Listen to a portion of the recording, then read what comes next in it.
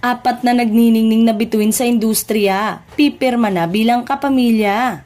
Hindi lang isa, hindi lang pala 2 o 3, kundi 4 ang mga bituin na nagniningning sa industriya ang pipirma na ng kontrata. Mananatili pa ang puso bilang mga kapamilya. Once a kapamilya, forever a kapamilya. Marami nang nanguhula, marami nang nananabik, sino-sino kaya mga ito? Magaganap na ang contract signing ng mga ito sa Miyerkules, October 23, alas 2 ng hapon at masasaksihan ng mga kapamilya ang momentous milestone na ito sa YouTube channel at Facebook page ng Star Magic at official YouTube channel ng ABS-CBN Entertainment. Ngayon pa lang ay may kanya-kanya ng hula sa mga kapamilya kung sino-sino ang mga stars na ito.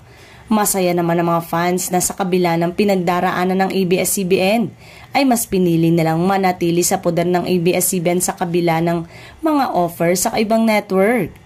Kamakailan nga lang ay nagbawas na mahigit 100 na empleyado ang nasabing network, ngunit hindi pa naman naging hadlang ito upang mapanatili ang lakas ng mga proyekto na inilalabas nila ngayon dahil talaga namang number 1 sa ratings.